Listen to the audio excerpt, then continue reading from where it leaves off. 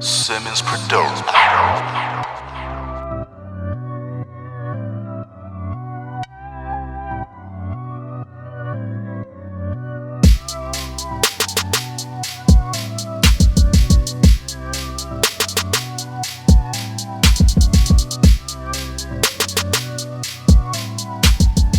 Alright, what's good with the people? It's your boy Simmons. It's your boy Dang. And it's Don't Shoot the Messenger podcast. Bang, bang, bang, bang. You already know what it is. Another episode. I don't know what number we're on now. Probably 25. I thought it was 25. 25. Yeah. Back in the mix of shit. It's been interesting times, but during this time, we just been busy, just trying to stay active. I've been out here on my grind, hustling with these shirts and shit. The entanglement shirt, you know. Yeah. It's an ongoing grind when you start your own business. I've been in this life in this space before, but like I had stopped for a while, but I'm back up in it. So it's just a process, getting with the times. What about you? What you been on? Same old, man. Staying out the way. Got fired. Hey, man, I'm at my last 4 classes for my master's degree. Yeah. So it's been we've been talking about this for a minute. Man, I'm on the home stretch, so I'm just working it out, man. We both in our cause like we're both like an example of. He's the example of the go to school intellectual situation. I'm more of the entrepreneurial trial and error situation. Yeah. And like don't get it wrong, he's familiar with entrepreneurship and just the ways of the street. Like you just learn a lot of shit just having affiliations with the streets about hustling and just grinding, whatever. It's just that mentality that's just really installed in us at a young age. And it's like kind of can't help it because of our circumstances. Yeah. So, by the way, go check out the website www.simmonscorner.com. Simmons Corner, man. That's fly. You know, that's fly. I like that. I had to plug, shameless plug, real fast. Yeah. Nah, man, that's fly. When you came up with that, I was like, that's dope because I immediately thought about downtown LA. You feel and me? how you have like the little like the little garment district. You have the little spots that's on the corners, and you know, like, oh, that one right there be cracking on the Olympic or something else. That's what I thought of when you did the Simmons Corner. That's dope. That's fly. I like that. Yeah, so it's a lot. Women clothes coming soon. I do the unisex type shits right now, but the women clothes coming soon. Booty shorts. The leggings, the rompers. I'm selling everything. I'm gonna be selling hair in a minute too. Shit, fuck what you talking about, nigga. I'm trying to get to the bag. Hey.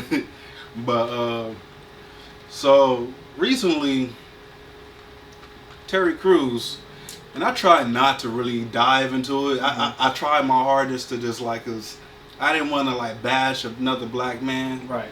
I thought maybe there was a misunderstanding of some sort of what he's trying to say, or he's just wording it wrong, or whatever the case may be. Right.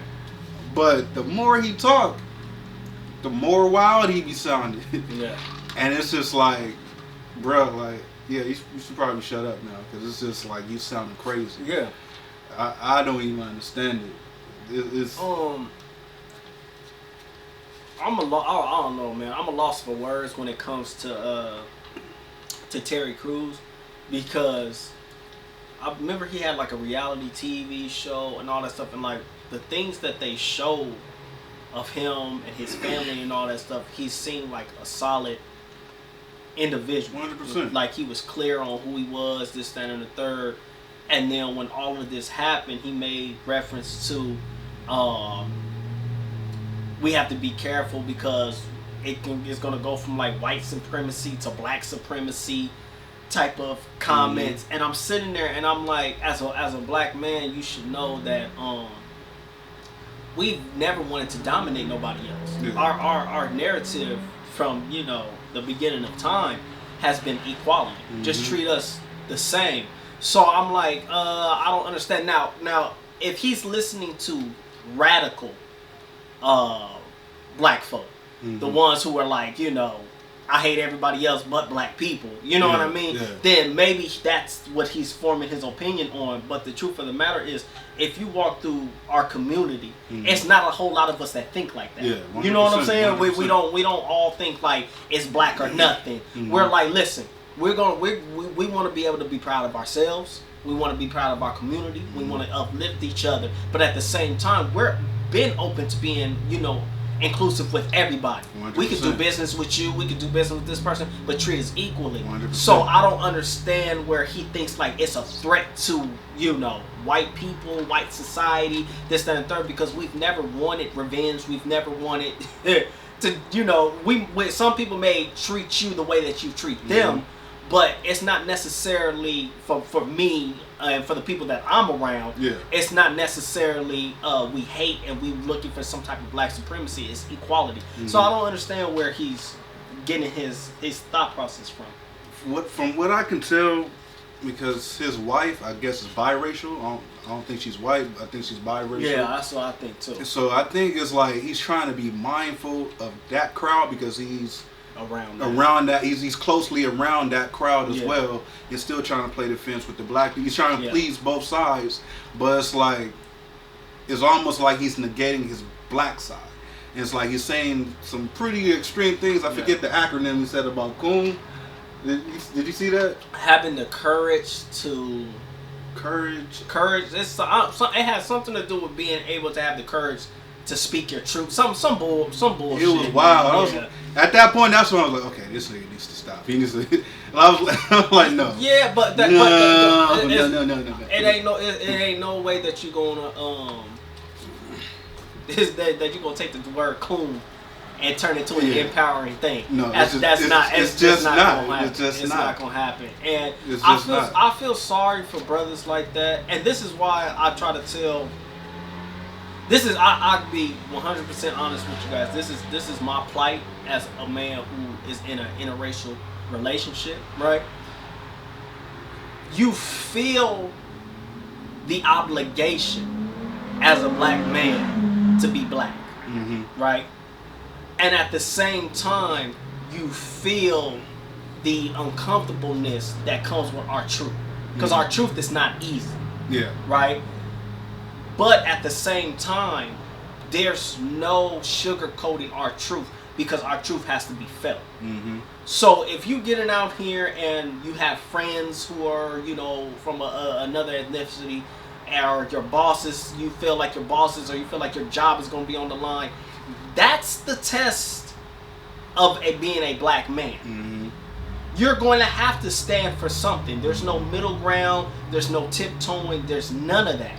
You're going to have to get out there. You're going to have to say things that are uncomfortable. I say things to my girl all the time that I could tell makes her uncomfortable. Maybe because she hasn't experienced what I've experienced or know the things that we know. But at the same time, you're doing your people a disjustice for trying to placate to these people's feelings. Because at this moment, it's not about the feeling. It's about bringing attention to what has actually been going on for generations. So when I look at Terry Crews, I feel like he's placating to maybe his wife because she's biracial, and she may have real strong ties to her white side. You know what I mean? And he doesn't want to offend these people. He might be an eggshell walker. There's some people who walk on eggshells, and I don't want to offend nobody. I don't want to have these conversations. He might be offended by he may not be trying to offend his business partners. He may be trying to make sure that when this is all said and done, he gets jobs and this, that, and the third. But the truth of the matter is, it comes to a point in time in your life where you're going to come to a crossroad where you got to make a decision about who you are as a person and the truth that you exude from yourself, and who you are as a person is if you're going to hide these things so that other people feel comfortable. And me, myself, I feel like I'd rather make you feel uncomfortable. I feel like being a black man, when you talk about the black plight, you should make others feel uncomfortable. It should it comes not uncomfortable as disrespectful, but uncomfortable as in I'm giving you so much of my truth that you feel the uncomfortable skin that we have to live in. Because the thing is, when you start to talk in any type of real conversation that's real heavy, it makes you do a self-reflection. Yes. And it's like, what am I doing? Am I on the right side of the fence or the wrong side? And it makes you challenge, like as you say, challenge your conviction. Yes. So it's like, if you're not able to really look in the mirror and be honest with yourself, then you might be on the wrong side. If you make excuses like, well, maybe this, well, maybe that. Yeah. Well, if they would have, if like, no, like, no. Be honest with yourself. You gotta be truthful about where you're standing. Because I feel where you come from. I feel like he's more so of an eggshell walker. Yeah. Than anything, because I don't think he's purposely trying to be offensive to black folks. Because based off the interviews that I've seen of him, because I like to watch interviews on people, just to really understand, body language and all that. Just get a better understanding on people and stuff. And like, he seems like a real solid person. I think this is just really challenging him as a man, because he's caught in between being in position of having relations with white folks and having relations with black folks. Yeah. And it's like, you don't have to compromise who you are. Just be you. Yes. At the end of the day, it's and like, I'm gonna speak to it because I live it. You understand what I'm saying? I live it. And the thing that you kind of have to guard yourself on is being offended. Mm-hmm. And there's times where we could go ahead and. You know what I mean? Don't be heavy-handed like how you heavy-handed. I got you. But what you call it? You really have to find yourself. You can put a little Red Bull in there. You can find the club drink. You can find yourself at times at odds with your significant other, not because of your intentions. Your intentions are to be at odds with them. But when you're dealing with somebody that comes from outside of your culture, or you come from outside of their culture and their norms, there's a middle ground that eventually you have to try to get to. You understand what I'm saying? There is a middle ground that you eventually have to get to where both sides understand each other, right? Because everybody's not just black in America. Yeah. You know what I mean? Everybody's not Middle Eastern in America. Everybody's not white in America. And we all have different experiences. And the thing that I've learned is that you still have to live your truth. Mm-hmm. And your partner has to live their truth. Mm-hmm. And because you guys came together, you guys are now being a depiction in the world of the truths coming together and coexisting. I was about to say that. You understand what I'm saying? So you're gonna have to be able to expect, not expect, but accept their ideas, the things that they go through, and how they see things without being offended, and not being like. And if you don't come with that conscious thinking, you'll start walking on eggshells. Yeah. Right? And you won't. And from the outside looking in, you're gonna look like a sellout. You're gonna look like one of those brothers that the people in the comments like, his woman must be white, or his woman must be something else, because you don't stand for nothing. Yeah. And when Terry Crews talks, he talks as a brother who's not standing for anything, because there's no such thing as black supremacy. Yeah, because we have no ownership. We don't have no control over hiring and firing. Like, that's not a real thing. Yeah, because I think ultimately, like, and I forget what TV show this was, they were interviewing Minister Farrakhan, and one of the white ladies in the crowd said something along the lines of, like, if we was to get a fair shot, whatever, y'all might try to basically get revenge or whatever. It's like, no, that's their fear. That's their fear. Yeah. Whatever is that we might get try to lash out and get revenge and shit like that. But as you said earlier, it's like, we're not on that shit for the most part. We got some extreme people, don't get it wrong. We do. But there's extremists in each group. You know what I'm saying? So that fear alone is like, if that was the case, if we're gonna keep it 100, we could have been on that. Yeah. Like, if you wanna be honest. Yeah. But we haven't been on that. It's all been about equality. I tell people, my bad to cut you off. I tell people all the time. Remember, I used to live in the valley, and I used to have issues with the white supremacists, the neo-Nazis, all of them. I used to get down with them. Never turned down a fade from a neo-Nazi. Never. Right? Mm-hmm. But if you ask me God's honest truth when I was fighting them, if I hated them, I would tell you no. Mm. Because I didn't hate them. I was fighting them out of the sheer fact that you hated me. Yeah. It's almost like you feel obligated, like you have to do it. Like, but I don't want no beef with you. So when you see like white people and they're like, "Oh, our fear is X, Y, and Z," that's because they're operating, and this is not concrete fact. This is how what from my opinion from observing, they think that way. Mm-hmm. They think that if somebody would have done this to me, once I got empowered, 100%. would return that That's to that's a reflection on that person's character. Like, if that was me, I feel like I would have to. Like, I have to, like, fuck. Like, so at that point, like, anybody that feel that type of way, you should reflect on that. Yeah. Like, that's probably a light on your character and your flaw. perception. Mm-hmm. You know what I'm saying? So it's like, you have to be honest with yourself and speak truth. Because if you continue to speak that lie and you put it out there and you live in a false narrative, and it's like you feel that I'm going to harm you as a black man, it's like, oh, like, if that would happen, like, no, we just want equality. Either give us equality or just leave us the fuck alone. Leave us the fuck alone. You know what I'm saying? And that's the God's honest truth, and that's where I stand on. 100%. I don't leave the house, and it's like I told my girl. My girl is Middle Eastern. She's Egyptian and she's white. Her mother is white, and her mother comes from a very understanding background, right? Mm-hmm.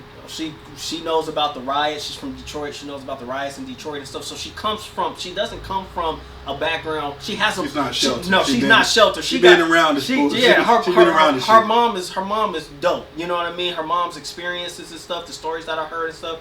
Her mom is dope. So she's not one of those women who don't know nothing about nothing. Yeah. You understand what I'm saying? So I told my girl, I'm just like, God's honest truth. I know she has white family, right? And I know there's going to come a time where I have to go and be around them. Mm-hmm. I told her I'm genuinely uncomfortable with being the only black person in a room full of white people. You understand what I'm saying? I think anybody that's just like, when you're not within your comfort zone, like seeing somebody that looks like you, regardless of race, like, you're gonna be uncomfortable. Like, okay, you know what let I'm me saying? understand what this environment is. Exactly. And like I said, my misconception may be based off of my experiences in the valley. Mm-hmm. You know what I'm saying? And plus, like, to couple that with, like, when there's a cultural difference, yes, and you trying to not be offensive to anybody, with ignorance or something. You know what I'm saying? Yeah. So that's why I say I kind of understand what Terry is doing, but at the same time, I'm like, I can't condone it. Mm-hmm. Be who you. I can talk to you. I feel like me and my man. I always be about to say your first name, Simmons. My boy Simmons. I feel like we're two examples of brothers who are articulate enough that we can get our point across without offending. Yeah, 100%. You understand what I'm saying? So I feel like I could talk to somebody that's white, Mexican, whatever, and I can get my point across without offending these individuals, right? I can get my point across. You guys already know I'm about accountability. I talk about the black community all the time and the things that we do wrong. Mm-hmm. I can articulate it in a way where it doesn't seem like I'm attacking my people. Yeah, 100%. So Terry has to get to the point where his issues with his own community, he can express it without sounding like he's attacking 100%. His people. Yeah, and it's just like, right now he just sounds crazy, and it's like, it's also the scope of, like, you're a little too old to be just not this, like, as smart as he is, you would think you'll be able to articulate in a better way than he's been doing. Yeah. And it's just like, it's crazy. Let's move on to the next one. Yeah, this topic right here. This one was nuts. Ooh, mind blowing. So I hit up Dame. I was like, so what's some stuff you want to talk about? And he was like, JW, what's his last name? Locust, yeah. JW Locust. I didn't know who he was at the time. Mm-hmm. So I went and looked him up, and I came across, because I was scrolling. Actually, he told me about him, and then I happened to be on Instagram, and I seen Royce the 5'9" post some clip about him, which that's what got my attention. Rizza Islam was speaking about the dude, and I was like, I didn't. He was off my radar completely. So I was like, what the fuck?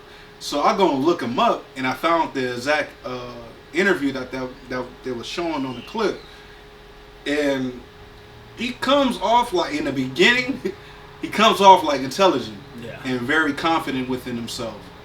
And then as you get deeper into the conversation of this particular interview, it just goes left, gone. Like, it's like, what they call it, one of those slow train crashes. Like, you just see this shit coming, and then it's like, it was bad. So terrible. Where do I start? Jeez. So listen, I'm just gonna start. I saw the clip. I didn't even see this clip. I saw his tweet that he said about Breonna. That was even worse. That he said about Breonna Taylor, right? Rest in peace to her. Arrest the police officers who murdered. 100%. He was basically said like she basically got what was coming to her because she dated drug dealers. Her apartment was a crack house. The consequences of your actions of the people that you were dealing with, right? So he was pretty much baffled on why people wanted justice for her. Like, but she was dating drug dealers, blah blah blah blah, which is inaccurate. Yeah. She was an emergency response worker, so it's like. And I believe that I might be wrong, but I believe that the police even had the wrong house. Yeah, they had the wrong house. They had the wrong house. It was like a blocker or two away from there. So yeah, she was wrongfully killed. So she was wrongfully killed, right? So that's what he said, and I'm like, damn, what the fuck is this dude? I went to his page, and he was doing a live stream, like a split live with somebody. Tariq Nasheed, I believe. Yeah, he did Hidden Colors. Yeah, but as I'm looking at his page, I'm like, this is a professional producer person. His page looked like a random weirdo's person. Yeah, it looked real creepy. You know what I'm saying? Like it was dark. Like yeah, it's no promotion of the music that he works on. It's nothing. It's just him sitting down, talking to the camera. Yeah. You know what I'm saying? So I was like, oh, I'm not staying on this page. I'm like, this dude, he coming off like a weirdo. Yeah, so because the thing is, like, he was in that particular clip. Yeah. This motherfucker he said the most outlandish shit I ever heard in my life. Yeah. He's a white man. Let's put that out there. Yeah. He said that he can run. He could be a better black leader than any black person. Yes. He said it out of his mouth. Yeah. It sounded so absurd. I was like, "What's wrong with this nigga?" Like, so, you know, we are of the mind that.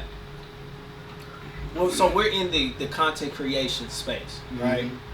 And because we're in the content creation space, you understand that anything that you put out can be scrutinized, can be chopped up, can be manipulated to look a certain way. Mm-hmm. So what I did was I went and I found the actual YouTube interview from the podcast, the full length one. And I watched it as well. When he starts off talking, there's already his articulation, and I'm not gonna say that just because a person doesn't flow well speaking doesn't mean that they're ignorant. Mm-hmm. But the way that he talks, there's something that he almost sounds punch drunk, and he admits to having concussions from playing football. Yeah. But he sounds punch drunk when he's talking.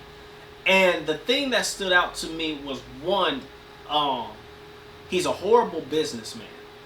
Because as a businessman, I'm not supposed to talk about how much money this man has made off of a deal he's that I putting out too much stats of individuals' money. So at first, that was the first thing that hit me, right? Mm-hmm. And this is all leading up before he talks about how he comes off very braggadocious. Exactly. It was like, it's one thing like to be confident. Yeah. It's another thing to like, all right, you riding your dick a little arrogant, just like, being arrogant.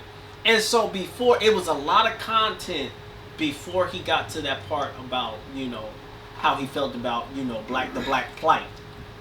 One of the things that stood out to me that really made me discredit him as an individual was when he said that he felt that J. Cole was goofy.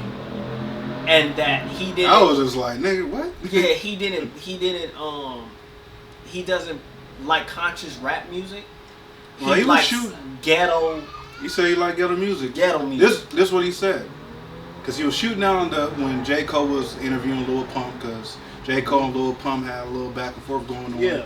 J. Cole being an older and wiser, he's like, okay, let me not talk down on the next generation. Yeah. Let me walk with them. Yeah. So they did an interview, whatever, to bridge the gap or whatever. This guy, as far as JW, that interview as far as J. Cole and Lil Pump happened some years ago. Yeah. So this guy JW mentions it, and he was like, I don't like J. Cole. Like, I think that was corny. And he said in the same breath, it was like he said, Gucci the GOAT. I like ignorant music. Gucci to go. And that's where the problematic, like, but that's where the problematic part comes in for me, right?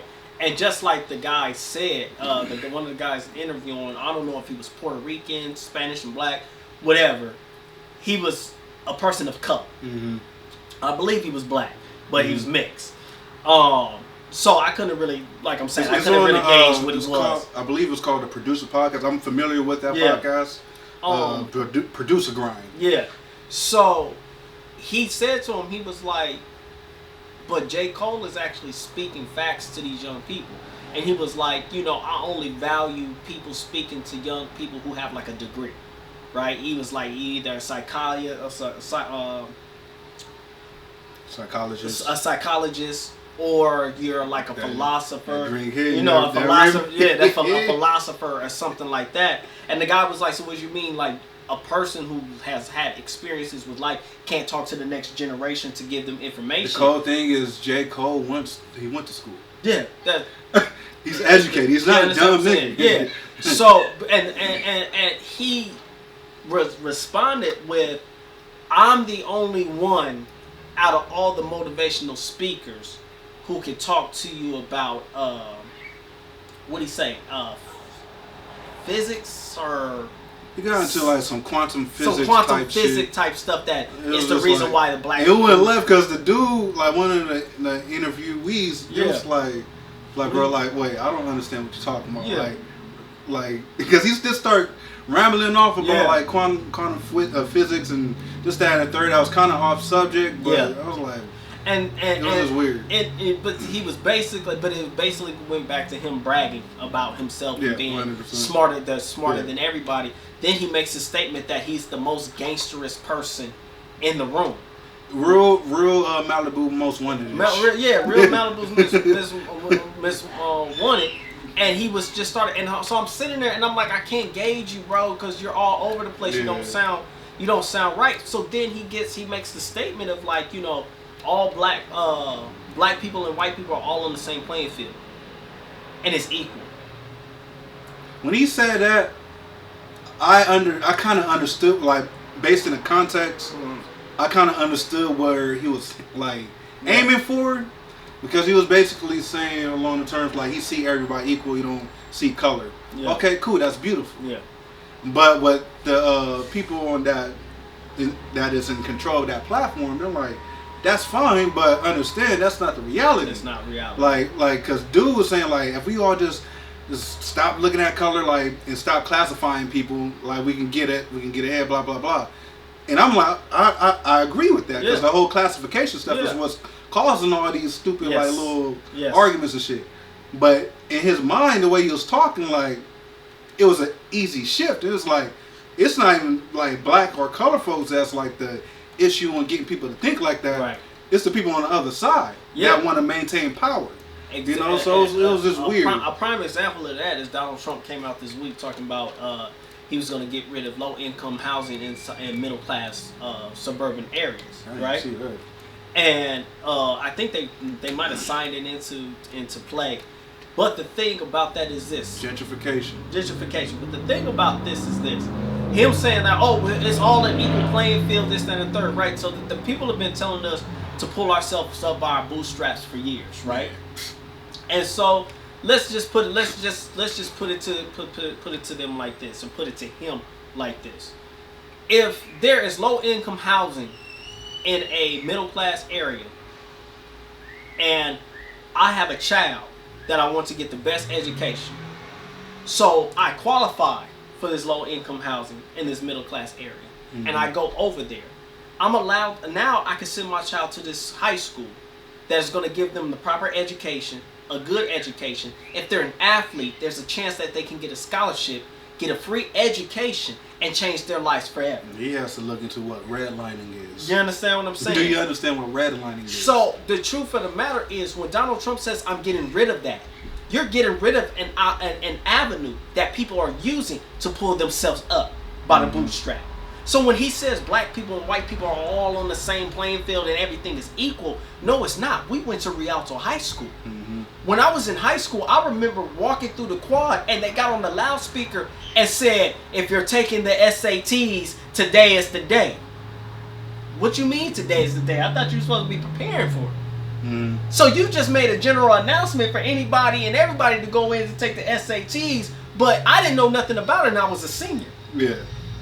So if I wanted to and I went in there to take the SAT, I'm going to fail it because I'm not even prepared. I didn't even know that they were giving that. That's not the same in these schools. When I lived in the Valley, my sister graduated high school in the Valley. Mm-hmm. When she was a junior, they sent paperwork to the house the summer of her going into her junior year to prepare her for the SATs for her senior year. Mm-hmm. You see the difference? It's not an even playing field when you're preparing these kids in this community and you're not preparing these kids in another community. Mm-hmm. So when he says that it's an equal field, that's not realistic. Yes, on paper it's a beautiful thing to have the idea where everybody is equal, nobody treats each other differently, but that's not the reality. But to add to that as well, I forget the lady's name. Mm-hmm. She lived in a certain neighborhood, and she wanted her child to go to a better school, where they would be provided with better education. Mm-hmm. But it was outside of the district she belonged to. Yeah. So long story short, she got her child into that school. Yeah. She gets arrested and has to go to prison. Mm-hmm. It's not cut and dry. It's not cut and dry, and it's not equal. And for you to sit there and think that you could say things like that, but this brother he's not rap well, because it's a live that he was doing that you was talking about with the other guy who did the Hidden Colors. Mm-hmm. Tariq Nasheed. He told this man that I have a better understanding about how to fix the black community than black people do. The craziest shit, like, I just didn't understand, like, how do you even fix your mouth? He said he's more qualified than black people to fix black people's problem. That's mind blowing to me. It's 100%. It's 100% mind blowing, and that's the thing. I'm like, so it boils down to this: Are we too easy to let people into the culture? I'll put it like this, and I don't remember what I was watching that said it, but it made all the sense in the world. Number one, hip hop was created by black folks. Mm-hmm. But two, it's not owned by black folks. Yes. As long as we keep on giving the power to these record labels to do all these type of fuckery and just make up any type of numbers and all this and that and the third, we won't be in control as far as hip hop culture goes. Ownership. It comes down to ownership. So it's like the fact that, and don't get me wrong, hip hop is now like a universal language. It's for everyone. It is. But it's like, we as black people, as the creators, it makes you look at it like, damn, like, we have, number one, we have nothing for ourselves. Mm-hmm. Like, should we have been so welcoming, and should we have built a bigger gate of entry for people to get involved? I believe yes. And the reason why I say yes, and that gate should apply this is not just speaking about just other races, black folks as well. People that's putting out the stupid shit. People who don't really respect the culture, right? Mm-hmm. And I give the example of the N-word, right? Mm-hmm. And how you have certain individuals who feel like there is such thing as a pass for the N-word. There is no pass for the N-word, right? I can educate you on why I don't want you to say the N-word around, right? It's up to that individual who's not black to say, well, I hear what you're saying, but I'm going to take my chances on getting punched in the mouth and saying it anyway. That's up to them, and that's 100% their thing. You know that if I'm with you and you say it, and somebody beats you up, and I don't help you, I've already told you. By you using it, this is the consequences. So you can use it all you want. But if somebody that's not me hears you and they put hands on you, I'm not going to help you because that's the consequences because I told you not to say it. What they have to understand is this. There's no such thing as a pass to use the N-word because it's too many different generations of black people who are affected by it. I may say nigga with my partner because that's the generation we come from. will use the word nigga. Our parents' generation is split. You have some who won't say it. You have some who do say it. Their generation, their parents, our grandparents don't want you using the word because of the things that they've went through and the things that they've gone through. So because it's not a universal acceptance between all generations, there's no way for me to give you a pass on something because not everybody agrees on it. So with that being said, it's the same thing with hip hop. There should be a standard where not everyone gets a pass. You have to actually earn your right as an other to get there, because we're getting these people rich who really don't give a damn about us. And I really believe that this guy does what he does because he has the money, he has the power, he has done some things in his career. He's produced for Lil Uzi Vert. Yeah. I believe Meek Mill. Yeah. And a cool little list of other people. He's successful in the game. Yeah. But the problem is that because he's successful in the game, he says he grew up with nothing but black people. So what this tells me is the people that has been around him has enabled him. They haven't checked him. They haven't told him the things that you're saying is crazy. That, I think the success of money adds to that, really. So I think like you grow up around, because one thing I will say, he never said the N word. So yeah, okay. Like you in the back of my head, somebody that speaks the way that he speaks, I think off camera. He might, but he didn't say it on camera, so I'm just going to assume he didn't say it. Yeah. He doesn't say it. Yeah. So, the way he get down, like, is, I believe, like, people like him, like, they kind of grow up as not the cool guy, and they get success, and then they just get on some ignorant shit. Yeah. You know what I'm saying? So, it's just like, money doesn't make you, like, solid. It doesn't make you weak and fake and stuff like that. It reveals who your character is. Yeah. You know what I'm saying? So like, and that's funny that you say that. Not to cut you off. That's funny that you say that because you cut me off. I remember being a student worker when I was in college, right? And it was a guy I was working with who was a weirdo. And this guy used to just talk about how he grew up rich and all of his clothes was tailored and this, that, and the third. And he told me that he was leaving the college. And he said that if I stay in his good graces, he will give me a job because he's the only one who would hire me. That is the type of people that you don't want to get money, that you don't want to get rich, because their mentality is already messed up. Those are people you bless. You bless them with some hands. Yeah. Lay some hands on them. Yeah. I'm not talking about praying. Yeah. You so don't get the fuck out my face. What I'm saying is J.W. Lucas reminds me of that guy. He had that type of thinking. Yeah. And he came up, and so now he felt, because when he was name dropping all of these people, it was almost he was saying, I made you. 100%. That's the vibes that I got.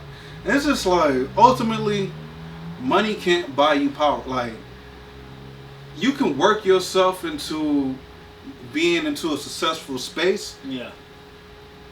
But your work ethic along with character is going to determine if you're going to maintain that space. And from what I can gather between what was being said in that particular interview, like, he didn't maintain that space. Yeah.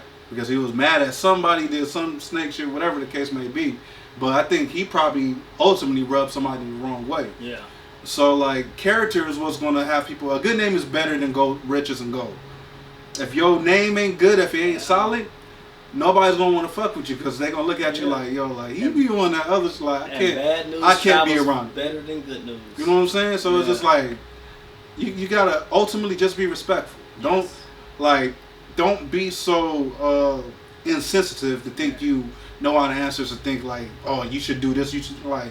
Bro, it's not that cut and dry. It's not. So, like, to say that you will be a better leader in the black community... No, it's okay. It's okay to share perspective. Because if he would have just kept it to sharing his perspective and what he thought it was, instead of trying to tell black men, like, oh, I know what you feel, I know what this, and then saying, oh, I grew up with nothing but black people, so I know what y'all going through and this, that, and the third. That's ignorant, because that's like me. I grew up with Mexican people my whole entire life. I don't understand. I don't know how to look through life through a Mexican man's eyes. 100%. You haven't experienced that. You understand what I'm saying? You can't speak on an experience that you never had. Right. I can speak to the symptoms that we both deal with coming from the environments that we come from. But I cannot say that I know what you feel or what it's like to look through your eyes. Yeah. So for him to say that is very insensitive. Very insensitive. And it almost speaks, just like the old boy said, he said it almost speaks to the white supremacist plantation type thinking where as a white person, I know what's best for you better than you know what's best for you. He doesn't even know that he's playing into that hand. You know what I mean? He's just too far gone. He is, and I think it's part of his. I'm making excuses, and maybe he's just a weirdo. But I think it might be a part of the concussion. He might be punch drunk because when you listen to him talk, he sounds punch drunk. Yeah, he just seemed all over the place. It's very weird. Check it out for yourself. Yeah. I believe it's on the Producer Grind. I'm familiar because I produce music, so I'm familiar with the podcast. So moving on to the next topic, we've both dove into the book The Way of the Superior Man. I forget who's the author. David something, I believe. David something. So I don't want to get it wrong, so people can look it up. Right. Let me Google this real fast. The Way of the Superior Man. David Deida. Deida. Can't really pronounce that. So, The Way of the Superior Man is a book that me personally, I heard about it through Nipsey. Yeah. That's exactly who I heard. I heard about it.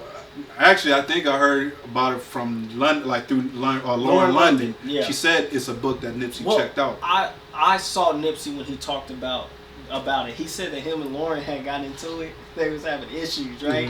And he was like, he was on his, Nipsey a Leo, so sometimes I'm a Leo too, so sometimes we can be extremely stubborn when we think that we right? And so he was like, I was having issues with her and whatnot. He was like, and then she was like, look, just read this book. Like, she brought the nigga the book. Yeah. And he was like, it changed his perspective. It really changed his perspective. And I know that you had the book before I had it. Yeah, I started diving into it. Yeah. And I hit him up like, yo, nah, check this out. Like, it's going to really hold a mirror to yourself. Yeah.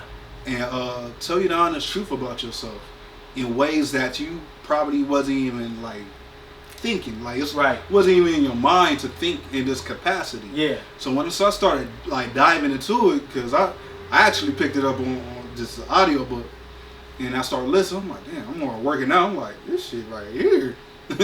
I'm like, this nigga's telling on me. Yeah. So I told him to check it out. Yeah. And so he was like, the way he laid it down to me, I was like, oh man, this is about to. I said, listen, I tell, remember, I always tell y'all, a good book is like a mirror.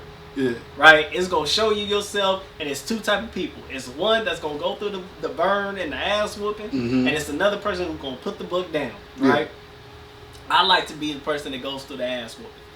So I said, all right, cool. So I finished reading the book that I was reading, 50 Cents, Hustle Harder, Hustle Smarter. It's a great book. Go check that out. If you're into books, this is a shameless plug. If you're into books, I created a book page on Facebook called Book My Life. You can find it by tapping in Book Entertainment Club. You can find me on there. It's Book My Life. And go like the page. Find out what we reading. He's always shooting. Like we always discussing books anyway. Yeah. So I already be up. So I just took the small little conversations that we have about the books, whatever, and I put it on Facebook for people can go and gain and grab knowledge. But I'm sitting there and I'm like, all right, I'm about to read this book. So I start reading it, and immediately I'm like, this is starting to kick my ass. Immediately. Tell you the truth. I put it to you like this.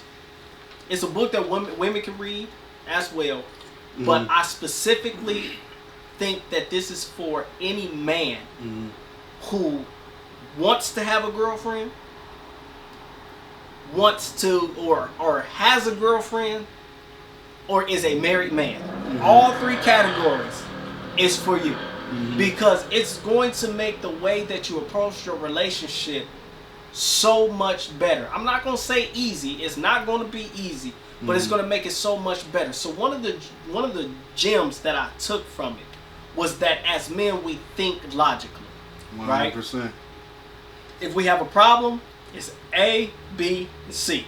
We fix it by paying attention to A, B, and C. The book says men, we judge our women off of our logical thinking. Mm-hmm. Women are not logical thinkers. They said they are a perfect storm of emotion. And when you think about a perfect storm, you're gonna have wind, you're gonna have lightning, you're gonna have thunder, you're gonna have rain, you're gonna have all of these different elements. They say that's the woman's emotion. Mm-hmm. But the way to counter the woman's emotion is with love. Because everything they do is a test to reassure that you love them, to reassure that you care about them. So she might get upset, she might be having an issue, but you have to reinforce it with love. And I'm just giving a little summary of it because you have to read it. And when you read it and the way they go about it, it's deep. It's deep. You know, and to add, let me add to that, because he had said something that really like struck a chord on that particular section. And long story short, he was saying like it's like where the energy goes, where the mind goes, the energy flows. Yes. And he was saying emotion is energy in motion. Yeah. So if your emotions, if your energy is going this way, as far as mentally is something concerning you, that's the motion of where your mind is going to go. And that's ultimately like, I'm pretty sure this can apply to both men and women, of how you will react, or how you will think, or how you will proceed about the situation. So like the energy and emotion come together for the emotion. Be mindful of how you think, where your mind is going. Like you said, like we tend to think real logical. Yeah. Women think more so on the emotional side. Yeah. And it's it really opened my eyes in a bigger perspective. It opened my eyes to a point, to the point where I texted my girl and told her, I was like, I owe you an apology. I owe you an apology. And it's because it was the chapter, I believe it was chapter 9, when it was talking about the intimacy between a man and a woman. The way that the man is intimate with the world is a reflection of how he's intimate with his woman.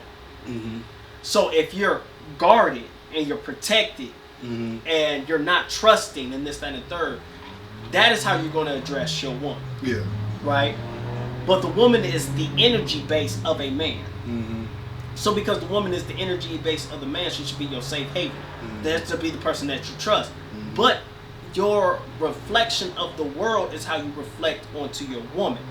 And when I looked at that, I said, wow. I treat my girl like I treat the world. I keep everything at a distance. I love my girl, but I saw that I keep her at a distance. The same way I keep the world It will tell you the truth. It will tell you the truth.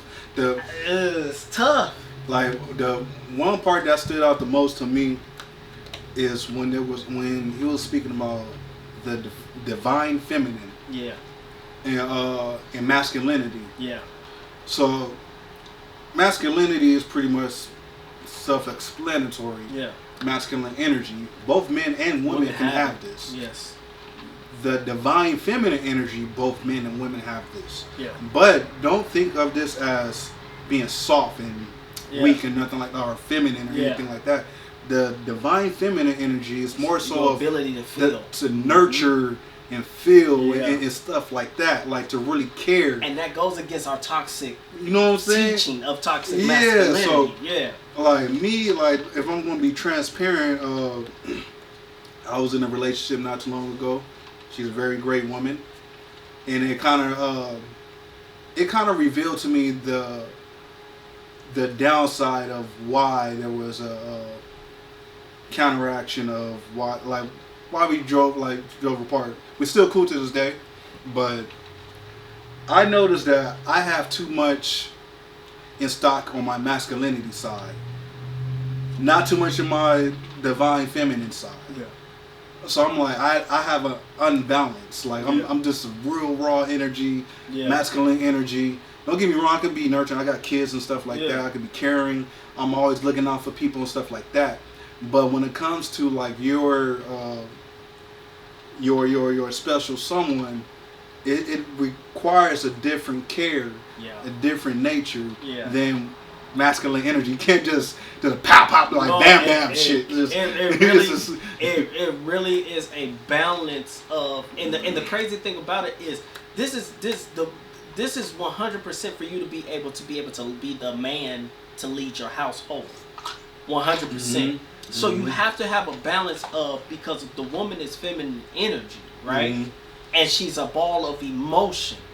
But that emotion is always connected to in the abundance of love, or the lack of the abundance of love. So as the man, you have to realize that at home, and not in the world, at home, that feminine energy has to flow. And we're not talking about you crying, boo-hooing, and watching, soap operas and blowing your nose and stuff. That's not feminine. That's not the feminine energy. The feminine energy is the ability to feel, the ability to look at your woman and say, what's wrong with you, and understand how to bring her to a place of peace, to make her come into your arms. 100%. The thing that really stood out to me was that when they said that a woman is not, we always make a joke, right? And I'm not gonna go no deeper than this because I want y'all to get the book. The thing that was also mind blowing was the idea of women always asking us, what do we want? What do you want to eat? How do you think these nails look? Do I look fat? This, that, and the third. And we feel like, oh, I ain't trying to get into that, right? What the book reveals is that this is a test to see how well you can lead. We never understood it. We never understood it. We never caught it. But it says that a woman does that because she wants the man who is the head of her to be able to be assertive, to be able to be decisive, to be able to make a decision for her and him. Even though she has an idea of what she wants, she wants you to be that man that stands up and say, this is what we're going to do. This is what we're not going to do. And if you allow the woman to continuously make that decision, she eventually the masculine energy. She becomes the head. She becomes the masculine energy. She becomes the head. And eventually she don't need you. You know what I'm saying? And to add to that, it's like, as far as like, it's not even particularly in relation to the book. But when women ask you, what do you want? Like, from way back when, like, from the beginning of time, you can say whatever. Like, women are normally, like, conditioned to cater. And to nurture, be to nurture, bearers of children. Exactly. So they're bearers, and it's just like, this is going even deeper into the shit. Like, but follow me. So women are naturally like conditioned to care and be nurturing and help with life and stuff like that. And when you really think about it, and this is really going deep into it, so it's not going to quantum physics like JW, but me personally, I had this inclination of that the closest thing to God is women. The love that you receive when you first are born, the life that they give when they give birth. You know what I'm saying? Like, and if you, like, they have to be honestly the foundation of a household. You know what I'm saying? Like the men go out and work, like they just come home, like in most cases this is the old traditional way. Like men don't come home, like they kind of just don't want to think we're cavemen. You know what I'm saying? And the women is always keeping stuff intact, but they keep us in track. So and they even go further. Like when I say that, I'm like, when people always say, like, when they refer to God as, they always say he, I guess, just have natural instincts. I'm like, I think God's more so divine feminine. That's just me. And then to go even further, the closest thing to, if you want to look at the foundation of America at least, black women been nurturing both black and white women, white people babies from slavery. You know what I'm saying? So it's just like, in a sense, like when they say like the oldest bones can be traced back to Africa. Yeah. I'm like the closest thing. I'm pretty sure it could apply to all women, but I'm like black women might be the closest thing when it comes to just being selfless and loving and caring and always giving out that affection to the people in the community.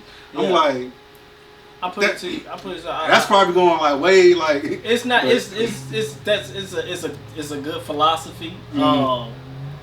But what I heard was I posted this thing talking about the levels of the relationship, right? Mm-hmm. So for the man, I believe that it is the wife, the children, the mother, and then so forth, right? And I had one of my homegirls hit me, and she says, "Is this the same for the woman? Mm-hmm. Should the woman put her husband before her children?" Mm-hmm. I told her no. Mm-hmm. I feel like it's the man's job to cater to his woman. Mm-hmm. It's the woman's job, as the man is out in the world, to nurture the children. Mm-hmm. You understand what I'm saying? So when you look at the whole dichotomy of the whole thing, right? Mm-hmm. My job is to make sure that this woman is always built up. Mm-hmm. If she's always built up in love, that love translated to my children, right? Not saying that I'm neglectful of my children and I'm putting everything on the on the woman to take care of the child, but she has a natural, innate ability to nurture more than I do. This is across the board, all races. You understand what I'm saying? So if I'm feeding her with love, she's gonna turn around. She's gonna nurture my children with love. Then I can discipline my children with love. They're gonna feel love. They're not gonna miss out on anything. Coming from a split household where I didn't have a mother who was being nurtured and loved, I did not get nurtured and loved properly. You understand what I'm saying? So I really believe that it's the man's job to be the head and put his wife first. It's the wife's job to be his partner, put the children first, and then cater to the man. But the love is all equal. Let me ask something. Yeah. It's along the same lines, but a little different. Yeah. But when you think about it, this is more so speaking to the black experience. Okay. We always, in most cases, it's always that big mama, the grandma, being the foundation. Yeah. Not too many grandfathers of that. You know and what that's I'm saying? crazy because I loved my grandfather, but my grandmother was the pillar of my heart. And you know what I'm saying? Like, a lot, but it's like that dates back for generations and generations. So it's just like, it makes you really look at it like, and I'm pretty sure like this could apply to like Hispanics and stuff like that, like to other races. Yeah. But as far as the black experience, like the women, like that energy, that strength in a woman, especially like in a black woman, to hold up stuff when like we're going against all odds. Yeah. You know what I'm saying? Like you got the big mama got like 13 heads up in the house. Yeah. Trying to feed, like it's a 2-bedroom. She raising all them kids, and all those kids got a story about the love that she gave. Yeah, so it just makes me really look at it like women are really a powerful force. Yeah. In this world, all races. Yeah. Women really be holding out, because imagine like even like a lot like these. I don't want to say. I'm gonna speak in a general. Yeah. I'm not saying this is applied to anybody specifically. Yeah. But like even like if you go to different households, like white household, whatever the case, some white male, they have that superiority complex, and then the wife can't really live like they under a thumb or whatever, and that's not just in white households, but just speaking as far as like just how America is. So it's like the foundation of a lot of stuff. That's why I'm an advocate of equality for women in general, because I have a daughter. Yeah. I have many women in my life. I got a sister, mother, aunts, cousins, all that stuff. So I'm like, just knowing that the generation after me with my daughter, I'm like, I'm all for equal rights when it comes to women.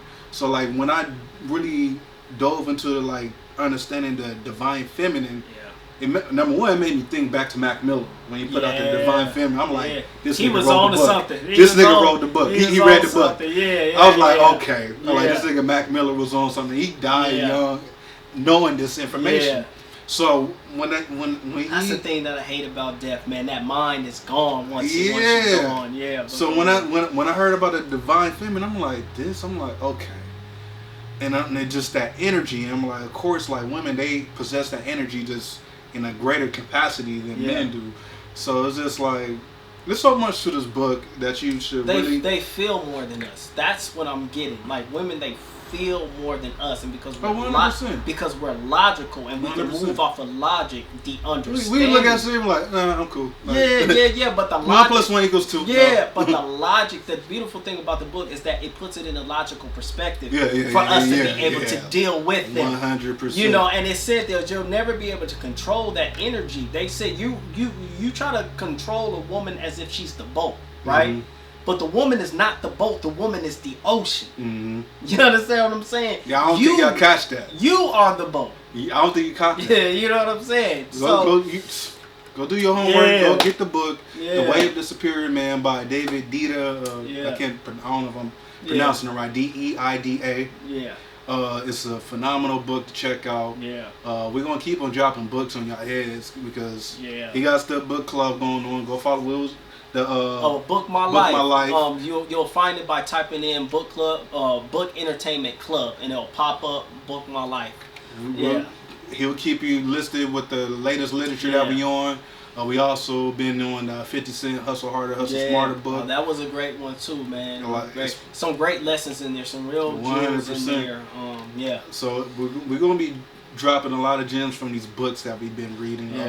Because I know I've been slow at it, so I'm like, I jump back on it, and I just think that because my classes have gotten a little bit easier because I'm in my core classes now, so it's not as it's stressful, but it's not as stressful, so I have time to read, and so I've been jumping back into the books, and I 100% tell you guys, read a book because when you're reading, what I've noticed in my life has changed since I jumped back into reading heavy, is that my energy is here. Right, my intelligence level is here. So the fuckery and the nonsense, I don't really give too much energy to anymore because I'm my wavelength is so much up here. My vibration is so high that I can't really get with this because my intellect and enlightenment is high. Yeah. So 100%. Read. And even I understand what works for you. Yeah. Some people they're visual learners. Some people are audio. I'm more of an audio type of person. I will read. I bought the 50 Cent book so I can, because I'm getting back to buying books. For a while I was doing the audio. Yeah. But I'm like, I want to be able to give my books to my kids so that they can read it and take the information. Yeah. But understand what works for you. Yes. What helps you digest the information and keep it retained. Yeah. But I think we spoke about a lot. Be sure to go like, subscribe, and share this video. Help us get them likes up. Help us get them views up. Make sure you go check out the store, www.simmonscorner.com. Yeah. Don't Shoot the Messenger podcast. Merch is coming soon. Yes, sir. So be on the lookout for that. We got a whole lot coming. 2020 been a wild year, but we're still trying to grow out here, So is there anything else you want to add? No, man. Bang, bang, bang, bang. Don't shoot the messenger. Salute.